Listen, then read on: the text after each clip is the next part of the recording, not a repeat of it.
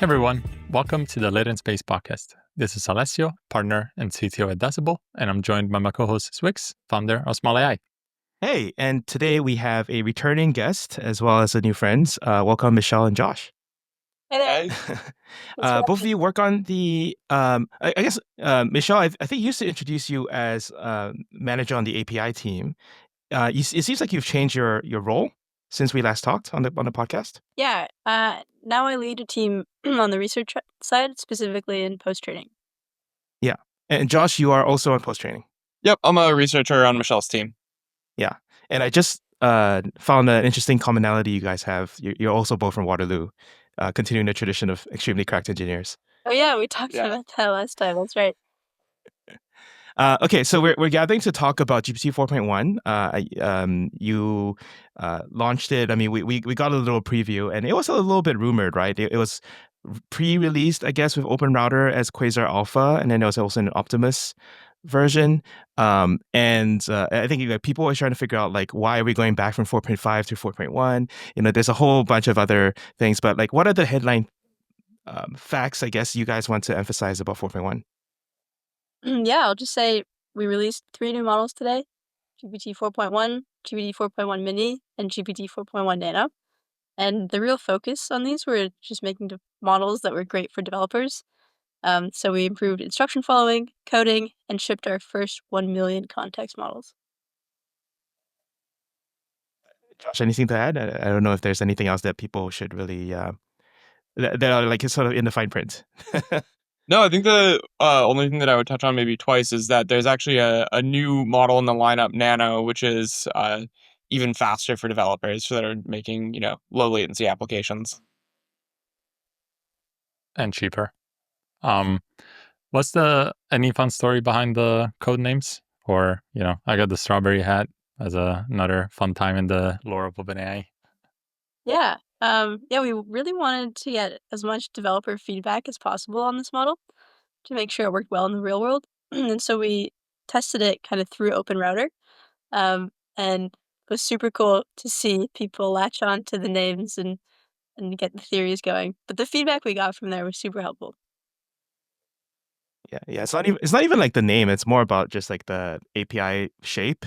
Once we saw chat compl, it was very obviously OpenAI. Yeah, it's a good note. Yeah, but I mean, okay, is there an emphasis on stars? What inference were we supposed to draw from quote unquote supermassive black holes? I don't think there's anything really to draw from there. I think okay, they're just cool. Just They're fun just cool. code names. They make you think of cool concepts. The vibes are good. Things, Yeah. The other thing about the examples, we're just mining for lore here, right? Tapirs, the very interesting animal, comes up a few times on the live stream and on the blog posts. What's up with tapirs? Who likes tapirs here? Yeah, our team is just a super big fan of tapirs, so okay, they just happen to work their way into a lot of our content. Okay, cool. Awesome. Go ahead. Yeah, go ahead. I think the first thing that we just want to run through is obviously the 4.1 to 4.5. I think that's the first thing that everybody was maybe confused about. So I don't know, you're deprecating 4.5. It sounds like 4.1 is just a kick-ass model, and the 4.5 size maybe it's not as good of a fit. That was just a research preview. So I don't know, whatever you want to say to address that. I think it's something we've seen come up also in the Discord. Yeah, totally. Okay, naming is really hard, and we've tried to make this as less confusing as we can, but, nothing's perfect. Basically, the way we got here is that GPT 4.1 is a pretty big improvement over the 4.0 line, and we really wanted to signify that. However, it's a model that's much smaller and cheaper than GPT 4.5, and as a result, doesn't achieve the same Amy or other intelligence evals. So it doesn't beat 4.5 on all of the evals, and so we didn't think it made sense to increment beyond 4.5. But we do think for most developers, they can kind of replace a lot of their 4.5 usage with 4.1. And then the Mini is strictly better than 4.0 Mini. Yeah. With the Nano, but we don't know if 4.1 is a distillation of 4.5, or there's no relationship there? Like, what can we say about like the shared lineage? Yeah, what I'll say there is we're always using various research techniques to improve our models, and distillation is something we talked about before. It's really meaningful, especially for the small models. And we've kind of pulled out some of the things that made 4.5 really good. Like it has a lot of the instruction following greatness, and Yeah. also rolled that into 4.1. Awesome. I think one of the, because I strongly remember on the 4.0 launch that their communication was that we're kind of moving to a new model architecture that is Omnimodal, right? That's the O in 4.0. And then 4.1 is part of this subsequent trend of trying to merge everything, like the reasoning model, the Omnimodal, everything. And I think that there's this doubt about whether 4.1, I think it's basically trying to be sold as a strict replacement for 4.0, but I don't know, is it going to be fully Omnimodal? Is it like roughly the same architecture that we think 4.0 has? So we already have different slugs on the real-time API and like the Yeah. responses API. So they're already, somewhat different checkpoints. We don't have any current plans to release 4.1 in the real-time API, but things may change. Yeah, and then there's image gen and all that, right? Like, so, and as far as we know, no plans, maybe, but nothing announced. Not right now. The focus for 4.1 was kind of these 3 core capabilities for developers. Yeah, our Discord actually also did a launch watch party for the recent 4.5 podcast that Sam Altman did, where I think for the first time it was basically kind of confirmed that like something that people already knew, like Andre Karpathy was already talking about this, that 4.5 was like 10x the size of 4. And I think there's a question about like, do we do the linear interpolation of 4.1 is like, 0. Is like, I don't know, 2x the size or something? Mm-hmm.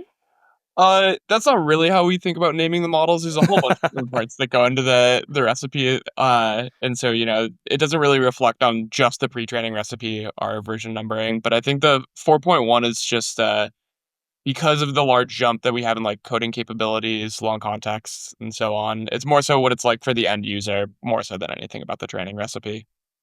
We can go a little under the hood on training though, and we'll say that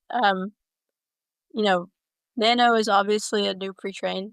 We also have a new pre-train for Mini, and then the larger version is a new mid-train. But we find that actually a significant amount of the gains come from new post-training techniques. So I think in the past the narrative is that you need to pre-train these larger and larger models to get better performance, and we're finding that we're able to squeeze a lot more out of post-training now. Talking about how big a model is, the other side of it is the context window. You have a 1 million context. I know that Sam at Dev Day last year, he said that 1 million was like months away. So right on time. Can you talk about how hard that was to get to 1 million, and then maybe where the end game is in your mind? Is it 10 million, 100 million, infinite? What really matters as you start to scale this? Yeah, Josh worked a lot on long context, so he's the right person to ask. Definitely.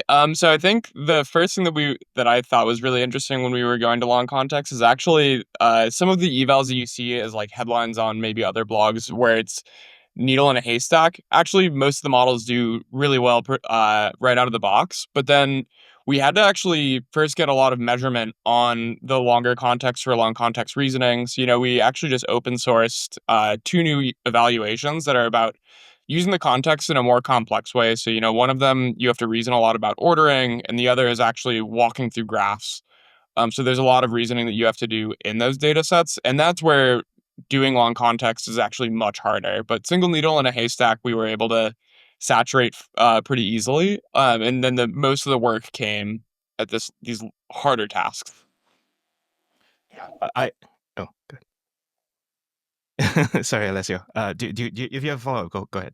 Yeah, I was gonna say just how you think about length of context in terms of consuming documents versus like active kind of like thinking and planning. I think there's obviously a whole part on the prompting side around building agentic workflows. Do you think that people maybe like still think too much of it about, needle in a haystack kind of document retrieval versus like traversing very long plans and kind of like iterations in context? Yeah, I think the mental model that I have is maybe actually has some more variables in it. So there's the needle in a haystack where you have like some amount of distractors and some, needles that you're trying to find. And I think that it's more so about how dense of the context do you need to use. So like summarization, you're actually just using the entirety of the context, whereas, needle in a haystack, it's very sparse. And then I also generally think about orderedness. If you're going to make some sort of inference on this, are you just looking, sort of front to back, or do you need to move around in the context in order to generate a good answer while the model's sampling? Yeah, is that something that you worked on with Graphwalks? Is that the Yeah, thinking that behind that? was sort of the most synthetic and clean way to measure the model. And then, we worked on a lot of other training techniques and data to sort of test the model's ability and train in the model's ability to reason throughout the context in a sort of shuffled way. Yeah, actually, I have the ability. I like to give people a little bit of visual aid with these things. So I actually went into your Hugging Face release and got an example of the graph task. And so there's a few versions of this, right? There's like the BFS and DFS version, and also I guess it's very character specific. So I don't know. Maybe could you tell us like design choices around this? Like what was surprisingly hard? Anything like that. Yeah. So the idea here is you take a graph and you encode it into the context by looking at the edge lists and just putting that into the context, and then asking the model to do an operation. And then under the hood, we're actually just executing the real operation and using that to then evaluate the model's ability to work. Um, One of the things that I found surprising at first was the what the model would do when it wasn't sure how to use its context. Early versions of the model just sort of looping, saying like, "Oh no, I can't find this edge that I think should be there." And yeah, I think I was actually very surprised how all models seem to have more difficulty than I would have expected on a task that we would find very simple, or like maybe an undergrad could write a Python script to run in a couple of minutes. Yeah, right. Okay, so like, what is the like? No, what is the real life task that this is meant to model? I guess. I feel like the other one, MRCR, Yeah. seems a little bit more intuitive. Where you have like four different stories and you pick out the second one. And that's a real task that people have, but people don't really traverse graphs. Like this is a bit more theoretical, but like was there Absolutely. any sort of correlation study done?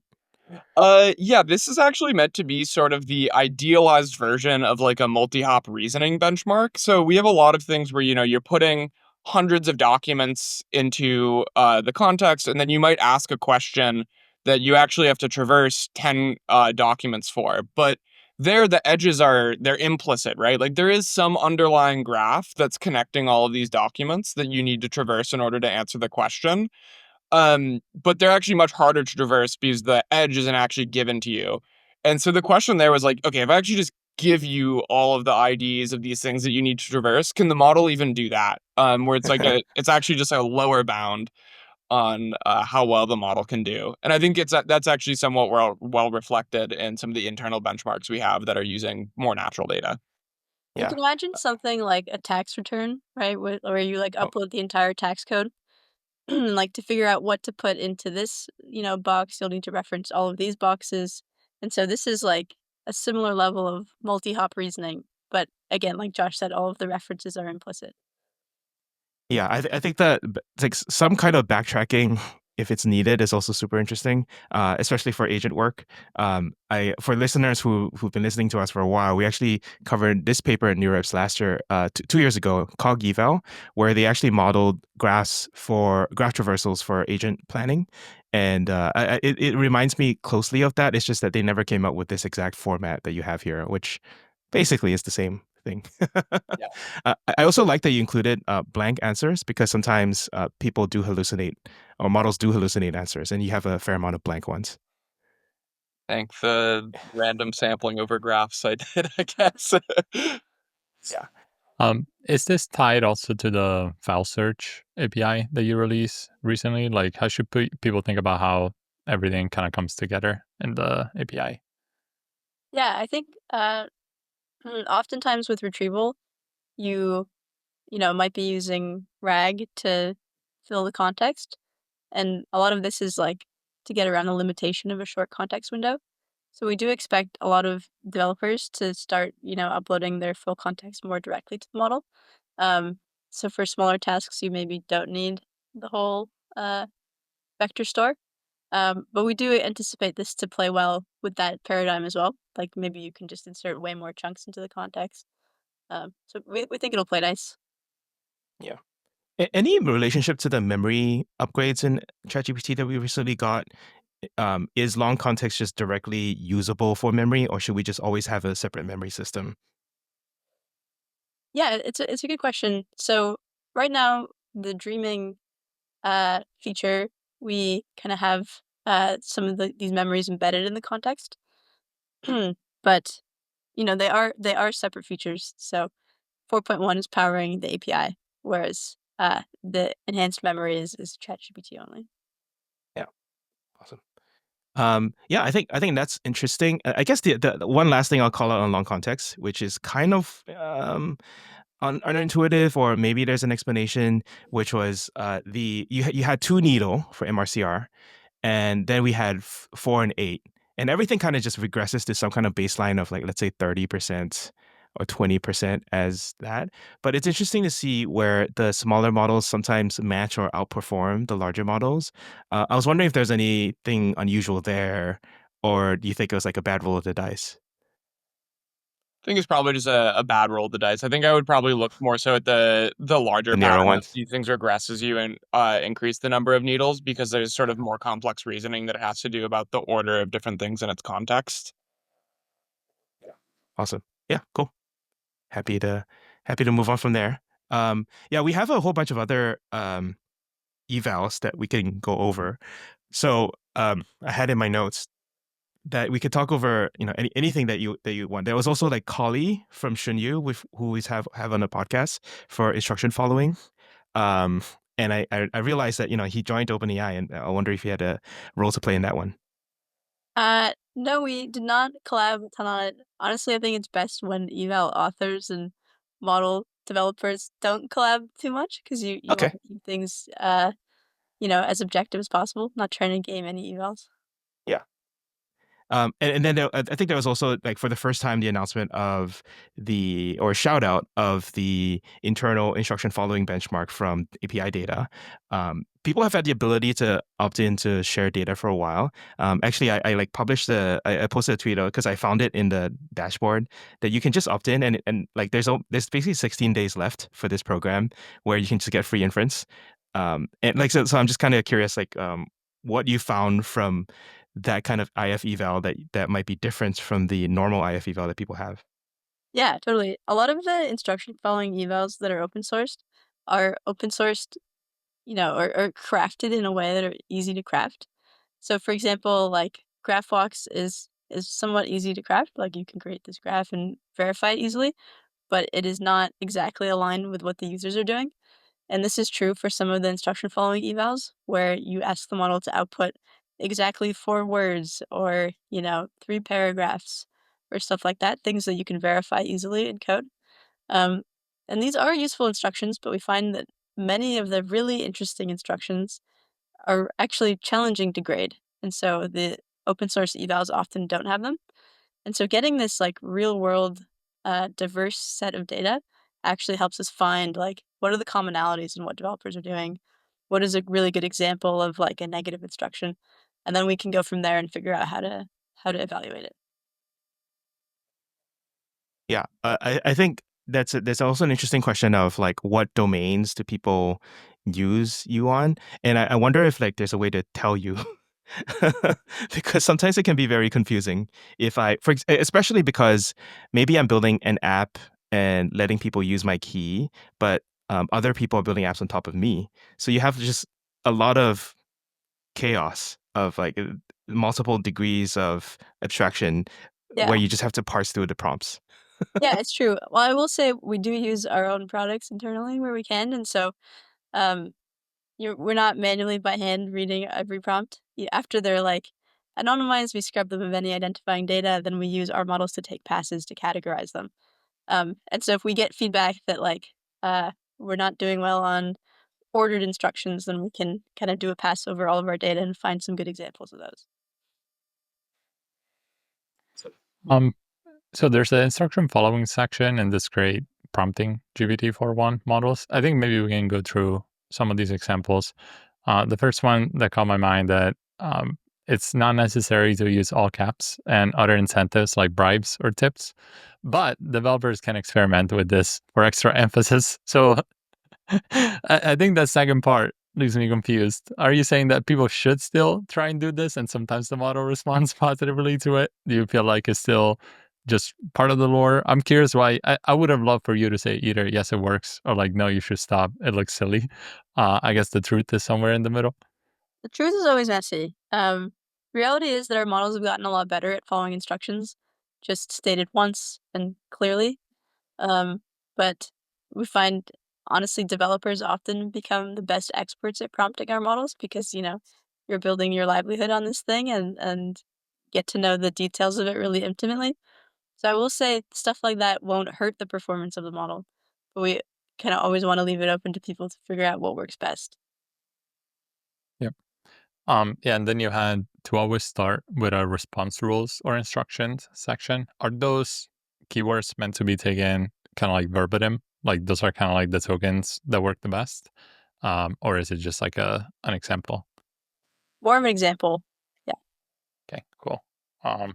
Yeah, this is great. I feel like until today we did an episode with like the prompt report on like all these prompting techniques, but then it's also unclear for which model, which ones work best. So it's super useful. And then you had in the agentic workflows one, you have a persistence thing. It's like, Yeah. please keep going.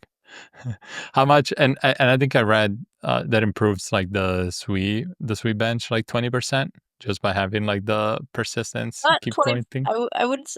It's not that this one prompt improves SWEBench 20%. It's that we found this is the most effective harness for our model. And combined with all of the post-training improvements, it results in the big improvement. But yeah, like the model is trying a lot to be helpful, and often it wants to check back in with the user and be like, should I keep doing this? Like, am I on the right track? And so a prompt like this makes sure it keeps going, doesn't bother you again, and just gets the task done. Yep. Yeah, I think like there's this interesting trade-off between persistence and yielding back to the user. The more agentic a model wants to be, the more persistent it should be, but then sometimes it just goes off the rails. And I wonder how you solve this trade-off because sometimes it just goes too far.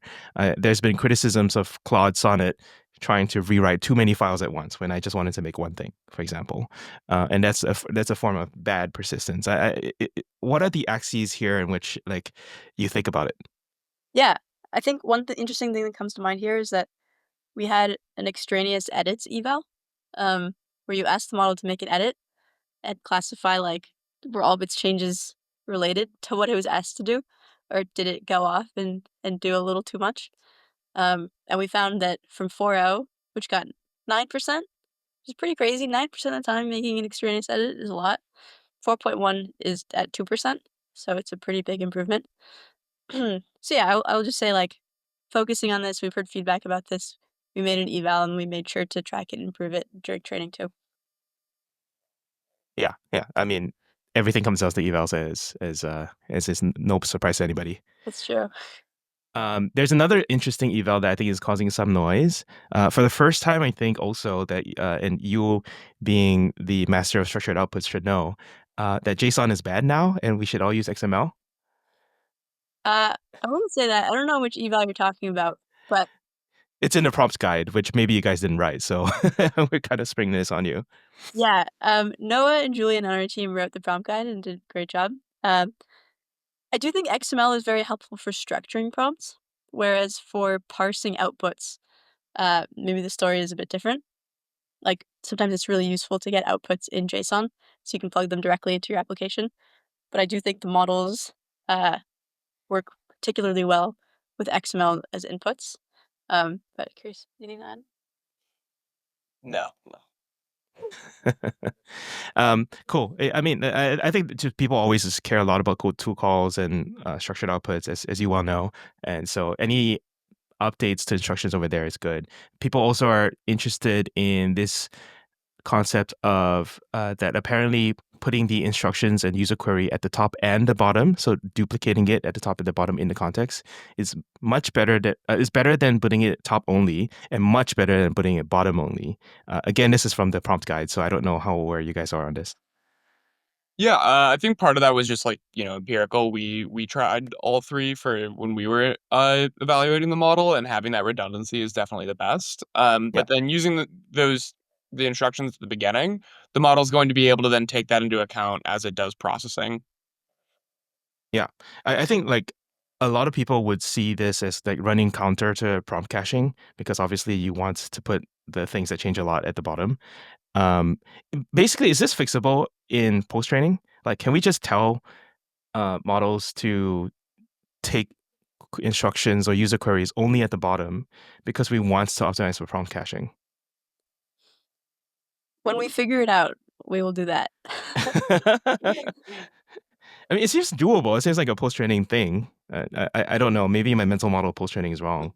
So I think actually having things at the beginning of the prompt, you would still get prompt caching there. If you're putting in, for example, like a big needle and haystack uh, prompt, and you have the data changing each time, like because it's per user, there's still different ways that you can be putting the prompt at the beginning and getting a lot of the cache hits. It sort of just depends on your use case. Yeah. Awesome. The other thing I noticed, I know you made a note of this, Sean, too, is that on chain of thought and reasoning, and how people should think about this model versus a reasoning model. Yeah, what's your, I, yeah, should I just use 4.1 and prompt it to do a chain of thought? Should I use O1 and make a plan and then use 4.1 to implement the plan? How should people think about composability? Yeah, it's a great question. We have found that 4.1 is a lot better at doing planning and thinking through its steps in COT when prompted than our previous non-reasoning models. But our reasoning models are designed to have kind of more coherent plans and be able to reason over longer horizons than these non-reasoning models. And you can see that reflected in things like intelligence benchmarks. So Amy, GPQA, stuff like that. You'll see the reasoning models do much better. So in general, I would say, like, the question you're really getting at is like, I'm a developer, which model should I be using? And I think the answer is always going to be the fastest model that accomplishes your task, right? So maybe you start prompting 4.1 as a starting point. If it does your task super well, then maybe you could drop down to 4.1 mini and save latency, or even nano. Whereas if 4.1 is struggling a bit little, maybe needs more coherent reasoning over longer time horizons, then maybe you upgrade to a reasoning model. Is there a quick way to get through these heuristics? I know one thing that a lot of people do is like they use O1 for like a plan, and then they put that plan in cursor and then have the plan applied to their code base. It sounds like there's maybe not a rule to when to do which. It's just like task dependent. Yeah, I would say we're all kind of figuring out the best way to use these models together. And so I do think reasoning models for planning and using kind of more targeted models to execute is definitely a good architecture. Cool. If there's nothing else on that side, I'd love to go into the coding, which is something that we're emphasizing a lot. It's doing super well. It's better than O1 and SWEBench. Was that expected? Not really. Yeah, like what's the story there? There's also SWELancer, which is a newer one, which attaches a money value to things, and basically, what should people understand is going on here? Like, is it a better coding base model or just a coding agent model? Um, and I think there's also a question about like, how important to coding is it if I'm not using a coding use case? Yeah. So I'll start by saying we just set out to make a model that was great at coding, both in your terminal or in your editor or wherever you want to use it. And so we kind of broke that down into the problems that it encompasses. So like developers want the model to produce better diffs, for example, or they want the model to explore the code base correctly, or they want to produce code that compiles or produce code that writes tests. And so our approach was kind of teaching the model all of these various facets. There's kind of just a bunch of work streams that all coalesced around GPT 4.1. Yeah, I think much improved post-training all over to make for a better coding model. Yeah, I think there's like different kinds of coding, right? Like, it's interesting for me to observe that there, for example, I'm just going to pull it up on the chart here because I always like to show people visuals. You're 55 on SWEBench, and O1 gets like a 41, but then on I don't think I have the others. Like, but Aider, it is less. It is not at O1 level, and so I think I struggle to get some kind of intuition of when what are the different elements of coding. I guess there's like single file edits, whether it's like a diff or or whole file, and then there is entire project edits. Is that a reasonable split? Are there more to this? Yeah, that's one way to think about it. Basically, where GPT 4.1 can kind of explore and go through a repo, Yeah. it's been trained to do that particularly well. Whereas, uh, to just get some code and produce a change, a reasoning model might do better because it can kind of reason over the entire file. And so that's one good way to think about it. Yeah, that's fair. Any understanding of like the smaller ones, the smaller models? Like basically for coding, I should only use 4.1 and forget the rest. So you might like want to use the smaller models. Maybe if you have an IDE where you need an autocomplete feature, for example, or if you want something super fast. If you're building like I don't know a text to SQL thing, you might want the first version to populate instantly. So you can see like 4.1 mini is actually quite significantly better than 4.0 mini, and not that far away from the old 4.0. So I do think that model will find use case in a bunch of these coding niches. And I know you might not be able to talk about this, but the clip of the OpenAI CFO talking about the Agentic suite has been going viral, I think, today. It seems like every lab is putting a lot of emphasis into coding. So, I'm just curious if there's anything you can share about how people should think about OpenAI in coding. Obviously today you don't have, Claude Code. You don't have anything related to coding, and I think the Windsarf partnership today they're giving 4.1 for free, 4.1 for free for a couple of weeks. It's maybe like one of the first OpenAI endorsement, I guess, on the live stream. But yeah, just I know there might not be an answer that the PR team might approve, but I'm curious if you have any takes and thoughts. I think just stay tuned. Yeah, I think coding is an important use case for our users, and so that's why we focused on it a lot for 4.1. We also love to use our own products internally, and so making 4.1 selfishly helps us move faster as a company. And so that's where the real focus has been for this model. Do you track what percentage of code is written by 4.1 internally now?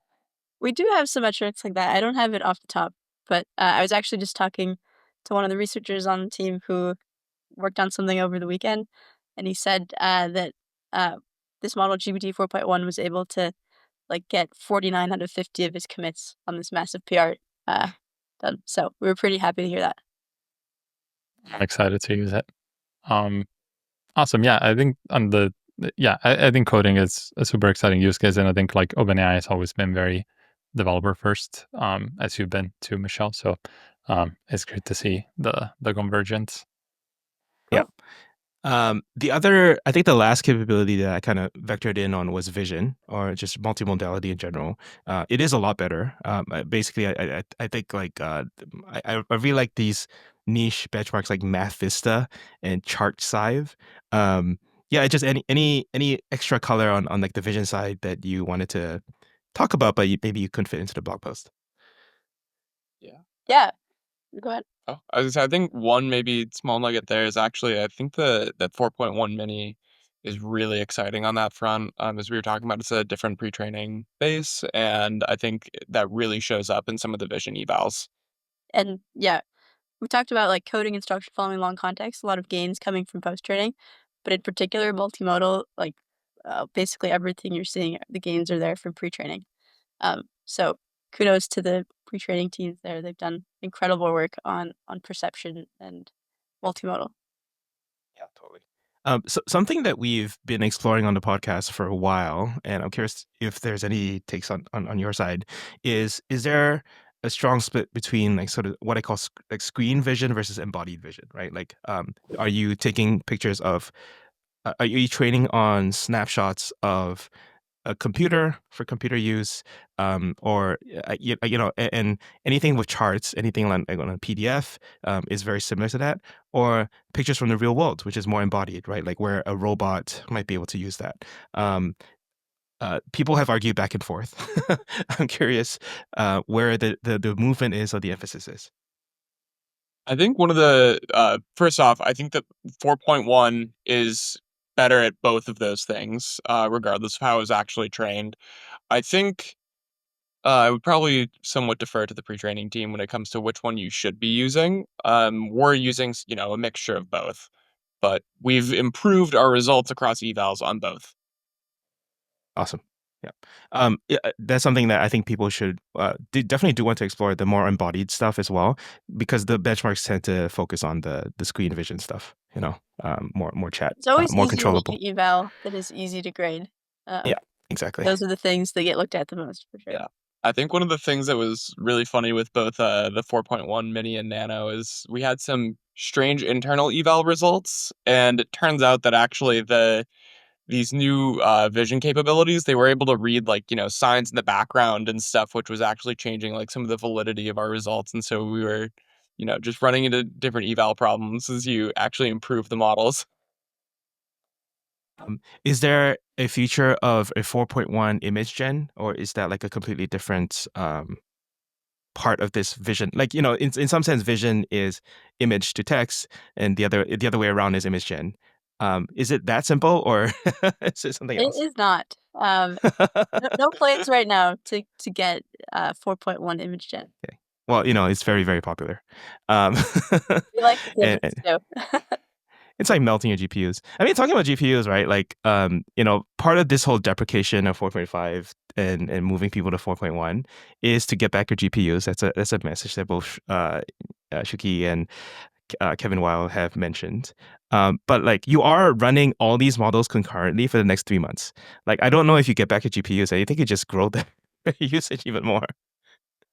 Yeah, I do think people get the message on deprecation and start moving over. And so as developers use this model a little less, we can kind of reclaim that compute. But you're right, it takes a while, and the trade-off there is really our commitment to developers.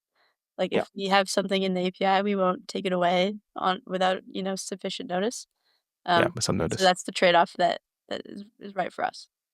Okay, awesome. Then a couple other smaller announcements. Fine-tuning available day one, which is, I think, new for OpenAI. Usually you have to wait like a month or two for the fine-tuning capability. For 4.1 only and mini, 4.1 and mini only, and nano in future. Any specific callouts for fine-tuning? I guess like this fine-tuning is general discipline that always applies, but any wins that you guys can talk about? So first off, yeah, shout out to the fine-tuning team. They've worked really hard to get this ready on day one. One thing I will say is that I think people have slept on the preference fine-tuning offering, or I think that's what we call the product. Yeah. So SFT is, people know it pretty well. It's the original fine-tuning we had, whereas this preference fine-tuning is super helpful for steering in a particular style. And so I think not enough people are using that. Isn't that only for reasoning models, or is that for everything? No, that's reinforcement fine-tuning is only for reasoning models. Right. Preference fine-tuning is DPL what we stuff. offer the pairs. Yeah, exactly. Yeah. And I thought it was in alpha. This is why I haven't looked into it. I thought we GA'd it. I think it's RFT that's still in alpha. Yeah. Okay. Well, that's a lot of confusion that we just cleared up. Yeah, I think we're going to. So I'm doing my conference again in June, and I think we're going to do a workshop on just general all the fine tuning options, and I think that will clear up a lot of things, which is good. Okay, new models. I know that we can't talk a lot about a lot of them. Noam Brown from your reasoning team just said that there should be a follow up on reasoning models soon. What can we say about that? Sounds like Yeah, he's we're yeah. not the right people to ask, but stay tuned for. Yeah, but like 4.1 is a good basis for like whatever comes next, right? Like, Yeah, not all of our models kind of build on each other necessarily, but we think 4.1 is a great standalone offering for developers, and we also think reasoning models are a good tool in the toolbox. yeah, like more just generally, like I always want to explore the relationship between non-reasoners and reasoners, and then also like how we merge them. Are we doing routing? Anything of that sort. Obviously, you have a lot of secret sauce. Cool. And then I think the other thing that a lot of people are demanding or asking about is the creative writing model. Will that ever see the light of day? We're working on incorporating kind of those improvements into the models more generally. I Okay, think so that was not the a separate thing release. people Yeah. loved about 4.5 is like the humor, the green text, the nuance. So we've heard that feedback, and I know, there's lots of folks working on that and trying to bring it into our next models. Awesome. Alessio, anything else? No, this was great. Any requests for the developer community? Things that you want them to try out that maybe people are not doing, things you want them to build for you using the new APIs? I feel like first off, send us feedback. It was really useful to look at different partners and customers who are using our models and to get this like nice wrapped feedback from them. It allows us to iterate a lot faster. Um, And on that vein, opt in to data sharing. This just helps us make the model better for you. And one kind of slept on way to do this is the evals product. So you can upload an eval and opt in such that we'll pay for the inference costs if we can also use the eval. And this is just another great way, like we'll use those evals to make sure our models are getting better for people over time. Yeah, I think the evals is permanent. There's no end date announced, but the opt-in in the API is at least until April 30th. I think a lot of people still don't know about it. We might want to extend that so that people can Yeah, do more it's a of good that. flag. Yeah. I'll raise with the team. Yeah, awesome. And I think the last question I had was on pricing. I think pricing, it's basically just generally cheaper than 4.0, but like not a ton, but like cheaper. And then you're also introducing this concept of blended pricing for the first time that I've seen it, but maybe it's just been out there for a while because you have caching and all that. Just generally, what is the cache to non-cache ratio that we should be thinking about when thinking about workloads? Like, is there a general rule of thumb? So one clarification, which is that GPT 4.1 mini is not cheaper than GPT 4.0. So it's not just like a blanket decrease in all the models, but Okay. however, 4.1 mini is cheaper than 4.1. Also, not sure if this is widely reported, but we've increased our prompt caching discount from 50% to 75% on these models. Yeah, I saw that. So that's a big input, into figuring out what kind of application you build. And then your question was on like what kind of Like, ratios to think about. yeah, blended pricing, right? Like, I think there's this question of comparability of prices across models, Right. and across providers because, like, it's like some people are 3-to-1 in terms of context to output, and then some part of that is cached. I selfishly I make a chart that just plots all the model labs versus all the prices, and and I'm sure you guys have seen it, and I don't know what numbers to plug in there. So. What Yeah, are people seeing in real life? What's the median, caching rate? I don't think we have that off the top. The Okay. blended pricing is more to just make it easier to compare. Like, so you can say something like GPT 4.1 is 25% cheaper than GPT Yeah, 4.0. you want one number. Yeah. Yeah. Yeah. no. All right. Well, I'll have to figure it out. But thank you so much. That was fantastic. Thanks for all the work. I think people are very excited to get to work testing this out, giving you feedback. And I'm sure we'll be back again for the next one, probably the Reasoner. Nice. Thank you guys. Thank you.